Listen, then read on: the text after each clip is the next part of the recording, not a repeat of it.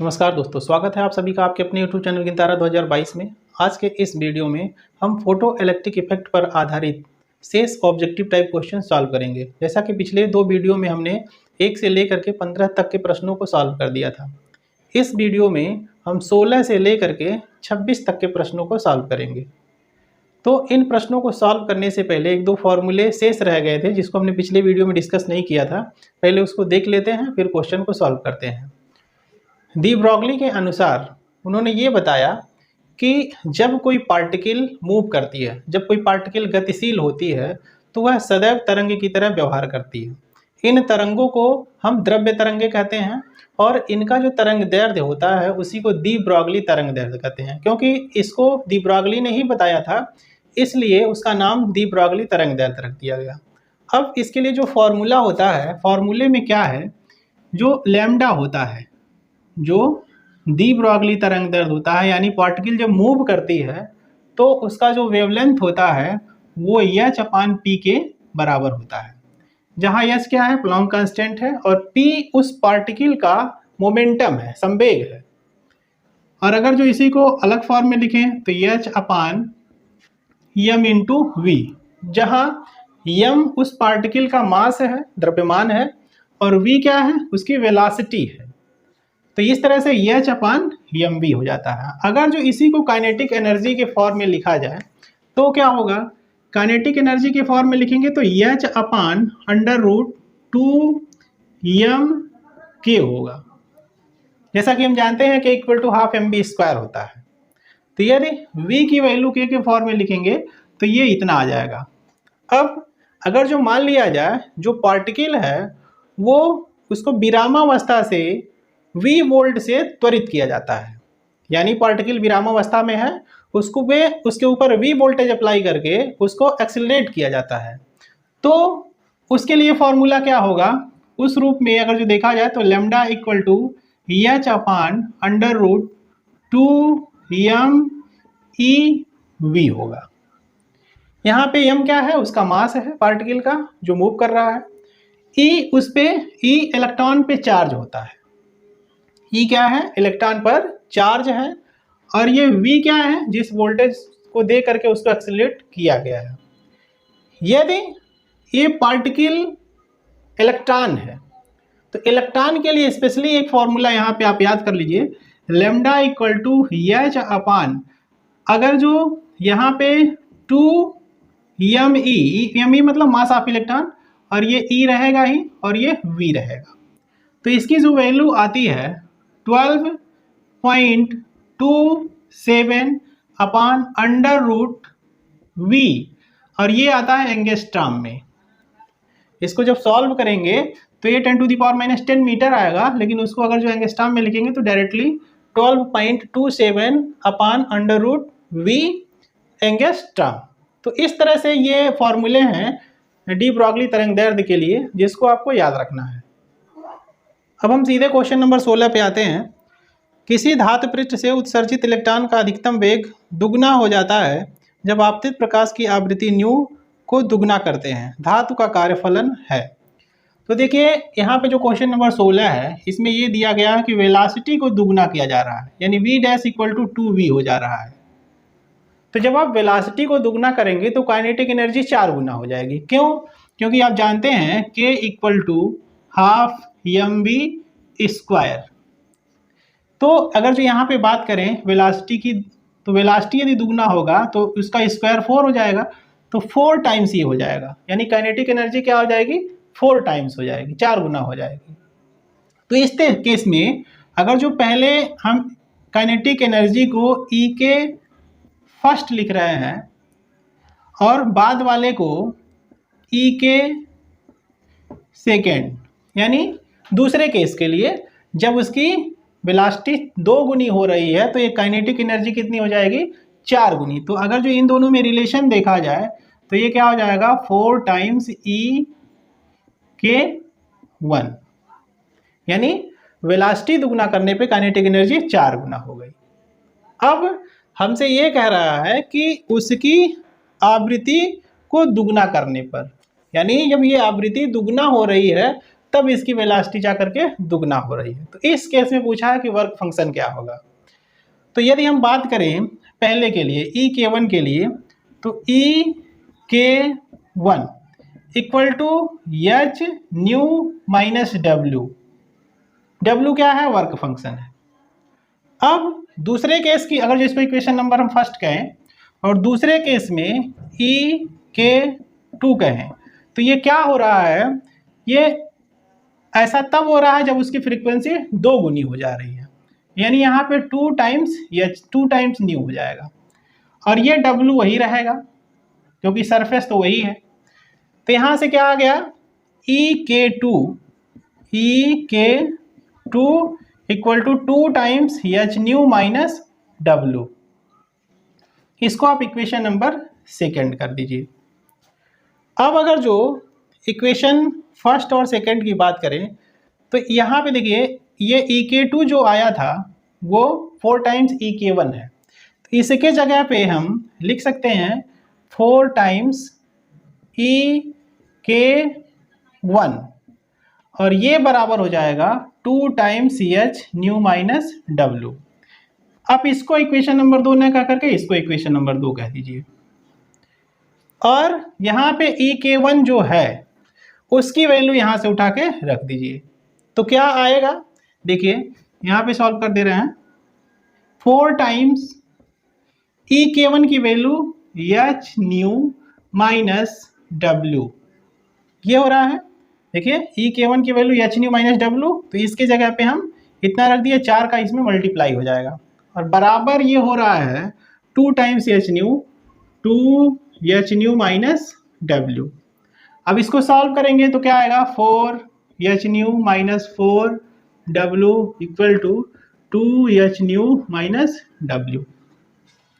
अब इसको सॉल्व करेंगे तो क्या आएगा? 4 times H new minus 2 times H new बराबर माइनस डब्ल्यू प्लस 4 डब्ल्यू। तो ये इधर आ गया आपका 2 एच न्यू और इधर आ गया 3 डब्ल्यू। डब्ल्यू की वैल्यू पूछा है तो डब्ल्यू इक्वल टू हो जाएगा 2/3 एच न्यू, ये 3 आकर के इधर भाग हो जाएगा। तो इस तरह से इसका ऑप्शन जो दिया हुआ है H new 2 times H new upon 3, option C, ये सही है। आंसर इसका हो जाएगा सी ऑप्शन। अब अगला क्वेश्चन है, प्रकाश इलेक्ट्रॉनों के लिए निरोधी विभव निर्भर करता है। इसमें पहला ऑप्शन दिया हुआ है केवल आपतित प्रकाश की आवृत्ति पर। तो निरोधी विभव आवृत्ति पर निर्भर तो करता है लेकिन अन्य चीज़ों पे भी निर्भर करता है, उसको आगे देख लेते हैं। कैथोड के पदार्थ पर, तो इस पे भी निर्भर करता है क्योंकि कैथोड का पदार्थ जैसा होगा उसी हिसाब से उसका वर्क फंक्शन बदल जाएगा और जब वर्क फंक्शन बदलेगा तो निरोधी विभव भी बदलेगा। तीसरा ऑप्शन दिया हुआ है आपतित प्रकाश की आवृत्ति व कैथोड के पदार्थ दोनों पर, तो यही ऑप्शन सही है। डी ऑप्शन दिया है आपतित प्रकाश की तीव्रता पर, तो आपतित प्रकाश की तीव्रता पर काइनेटिक एनर्जी डिपेंड नहीं करता है, इसलिए निरोधी विभव भी डिपेंड नहीं करेगा। जैसा कि आप जानते हैं E V zero equal to E के होता है और यही बराबर होता है एच न्यू माइनस डब्ल्यू। तो जब उसकी फ्रीक्वेंसी बदलेगी तो वी जीरो बदलेगा, यदि उसका वर्क फंक्शन बदलेगा तब भी वी जीरो बदलेगा। तो आवृत्ति बदलेगी तो फ्रीक्वेंसी, ये निरोधी विभव बदल गया। अब अगर जो उसका कैथोड का पदार्थ बदलेगा तो उसका वर्क फंक्शन भी अलग अलग हो जाएगा। क्यों? क्योंकि वर्क फंक्शन धातु के पृष्ठ की प्रकृति पर निर्भर करता है कि वह पदार्थ कैसा है। तो इस तरह से इसका जो ऑप्शन होगा ऑप्शन सी हो जाएगा इसका, आवृत्ति और कैथोड के पदार्थ दोनों पर। 18वां क्वेश्चन है, प्रकाश स्रोत को प्रकाश विद्युत सेल से 1 मीटर दूर रखे जाने पर निरोधी विभव 4 वोल्ट होता है। जब प्रकाश स्रोत को सेल से 3 मीटर की दूरी पर रखते हैं तो निरोधी विभव होगा। तो इसमें जो क्वेश्चन 18 दिया हुआ है इसमें दूरी की बात किया हुआ है, तो सोर्स चाहे जितनी दूरी पर हो उसका निरोधी विभव पे कोई प्रभाव नहीं पड़ेगा। तो इस तरह से ये जो ऑप्शन होगा इसका डी, इसका आंसर क्या हो जाएगा? आंसर हो जाएगा ऑप्शन डी। अब क्वेश्चन नंबर 19 है, यदि प्रकाश वैद्युत प्रभाव के प्रयोग में आपतित प्रकाश की आवृत्ति को दुगुना कर दें तो निरोधी विभव हो जाएगा। पहला ऑप्शन दिया दोगुना, दूसरा आधा, तीसरा दोगुने से अधिक, चौथा दोगुने से कम। तो आप जानते हैं कि जो निरोधी विभव होता है EV0, फॉर्मूला आप जानते हैं EV0 इक्वल टू EK, और ये बराबर होता है H न्यू माइनस W, या इसी को लिख सकते हैं H new minus H new 0। यहाँ से अगर जो H की V0 की वैल्यू देखी जाए तो ये हो जाएगा H अपान E इंटू न्यू, और यहाँ पे क्या हो जाएगा H अपान E इंटू न्यू 0। अब यहाँ पे कह रहा है कि उसकी फ्रीक्वेंसी को दुगना किया जाता है। तो यहाँ से देखिए ये तो फिक्स है, जो धातु है उस धातु के लिए इसकी वैल्यू फिक्स है, क्योंकि H फिक्स है, E भी फिक्स है और न्यू 0 भी, किसी भी पिस्ट के लिए दहली फ्रीक्वेंसी निश्चित होती है, तो ये भी फिक्स हो गया। अब बदल क्या रहा है, केवल न्यू बदल रहा है, तो न्यू के बदलने से ये V0 बदलेगा।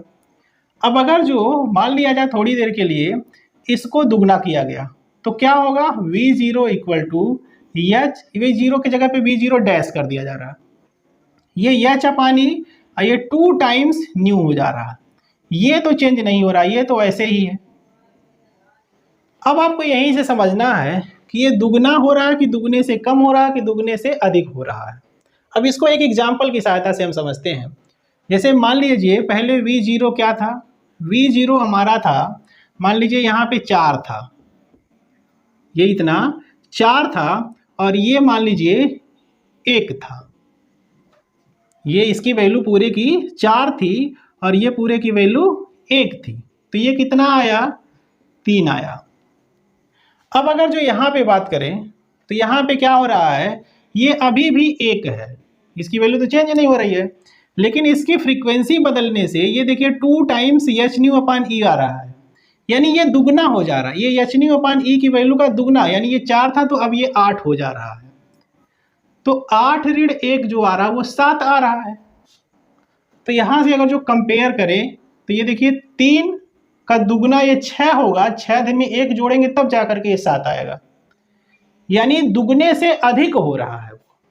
तो इसका ऑप्शन क्या हो जाएगा, 2 गुने से अधिक, यानी आंसर कितना हो जाएगा, ये इसका C हो जाएगा। तो इस तरह से एग्जाम्पल लेकर के आप इसको समझ सकते हैं। दुगना करेंगे तो ये दुगना नहीं होगा बल्कि दुगने से अधिक होगा वो।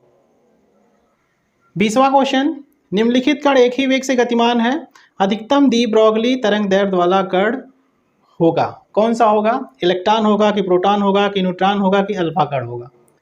तो जैसा कि हम फॉर्मूला जानते हैं 20 के लिए, lambda equal to H upon P, और ये होता है lambda equal to H upon mv। तो इस तरह से अगर जो देखा जाए यहाँ पे तो वेग समान है, सभी पार्टिकल जितने भी दिए गए हैं सभी का वेग समान है, तो ये v कांस्टेंट हो गया, अब h भी कांस्टेंट हो गया। तो लैम्डा किस पे निर्भर कर रहा है, लैम्डा निर्भर कर रहा है यहाँ पे अगर जो देखा जाए तो 1/m के, यानी lambda is inversely proportional to m है। अब इसका मतलब ये हुआ कि अगर जो मास अधिक होगा तो लैम्डा की वैल्यू कम होगी, मास कम होगा तो लैम्डा की वैल्यू अधिक होगी। तो जो 4 पार्टिकल दिए गए हैं इसमें से सबसे कम मास किसका होगा, इलेक्ट्रॉन का।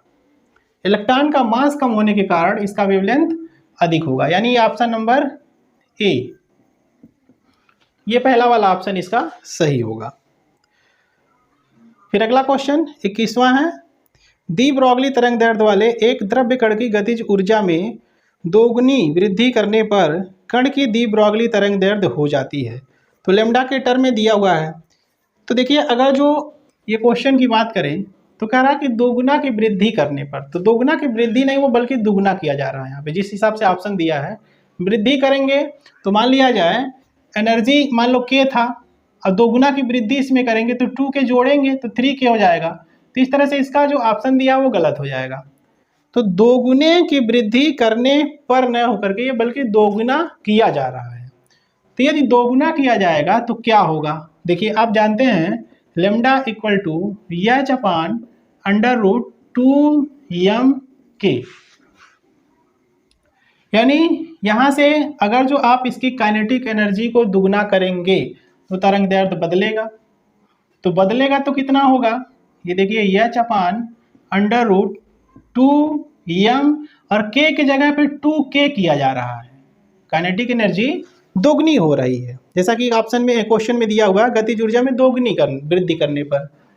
तो इसको अगर जो आप थोड़ा सा और सिंप्लीफाई करेंगे तो एक 2 जो है इसको बाहर कर लीजिए, तो क्या होगा 1/√2 into h upon under root 2 times m k, ये होगा।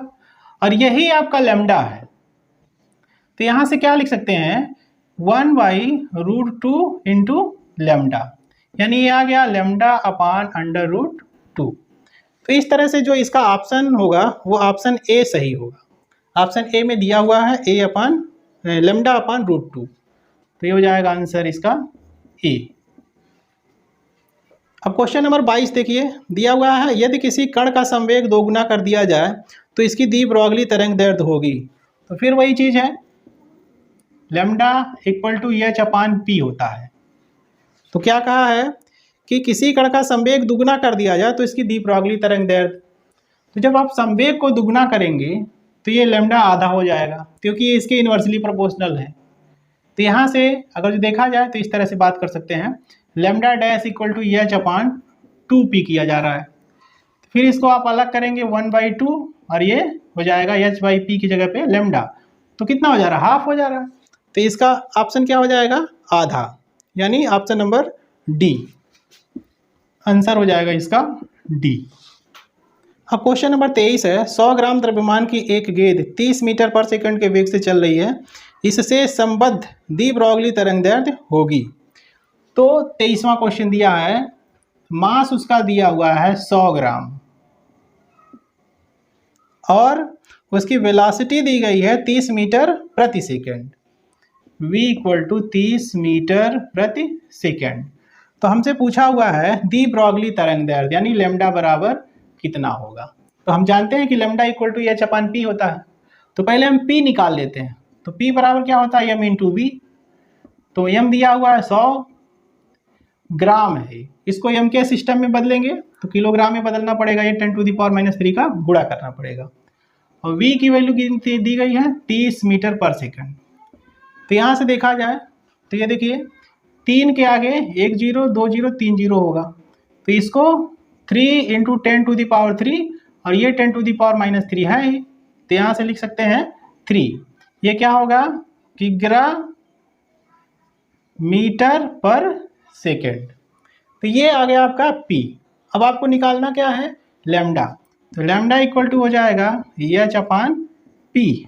h की वैल्यू दी गई है, h की वैल्यू आप जानते हैं 6.63 इंटू 10⁻34।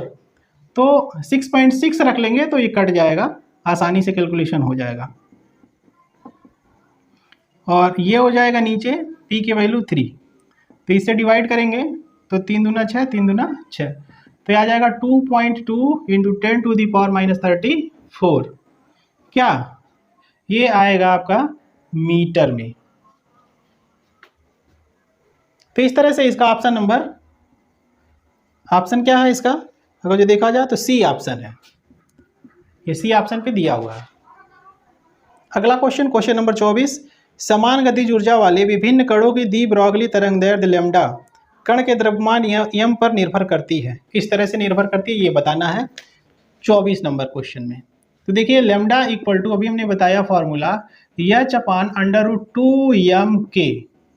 अब कह रहा है कि काइनेटिक एनर्जी समान है, तो जब काइनेटिक एनर्जी समान हो गई और h कांस्टेंट है और 2 भी कांस्टेंट है, तो क्या हो गया, lambda is proportional to 1/√m, यानी लैम्डा इन्वर्सली प्रोपोर्शनल है m के, √m के। तो यहाँ से अगर जो इसको हम सेट करें अब ऑप्शन के अनुसार तो क्या होगा, lambda is proportional to m power -½ क्योंकि ये ऊपर जाएगा तो -1/2 का पावर आ जाएगा। तो इस तरह से ये जो आंसर होगा इसका ऑप्शन नंबर डी सही है, lambda is proportional to m power -½ option D. Question number 25 दिया हुआ फोटॉन का विराम द्रव्यमान होता है। तो फोटॉन का विराम द्रव्यमान शून्य होता है, ये आप याद रखिए। जब फोटॉन रेस्ट अवस्था में होता है, विरामावस्था में होता है, तो उसकी मास 0 होती है। अब अगला क्वेश्चन दिया फोटॉन के गतिज द्रव्यमान का सूत्र है। तो जब फोटॉन मोशन करता है तो उस केस में उसका मास 0 नहीं होता है। अब आइंस्टीन की जो स्पेशल थियरी ऑफ रिलेटिविटी है उसके अनुसार जो फोटॉन की ऊर्जा होनी चाहिए E=mc² होनी चाहिए, यदि वह c वेग से मोशन कर रहा है। और आप ये भी जानते हैं कि एक फोटॉन की जो ऊर्जा होती है, जैसा कि प्लांक ने बताया था, प्लांक थियरी है, एक फोटॉन की जो ऊर्जा है E=hν होती है। तो अगर जो इन दोनों को हम इक्वेट करें तो आएगा क्या, mc² hν, और m बराबर क्या आ जाएगा, hν/c²। तो इस तरह से अगर जो ऑप्शन में देखा जाए तो ऑप्शन नंबर बी से ये मैच कर रहा है। तो इसका आंसर क्या हो जाएगा, आंसर हो जाएगा ऑप्शन बी। तो इस तरह से आज ये ऑब्जेक्टिव टाइप जितने भी क्वेश्चन थे हमने सॉल्व कर दिया। अगले वीडियो में हम आंकिक प्रश्न के जो इम्पोर्टेंट क्वेश्चन है जो बोर्ड एग्जाम में पूछे गए हैं उन प्रश्नों को सॉल्व करेंगे। तो आज के लिए बस इतना ही, धन्यवाद।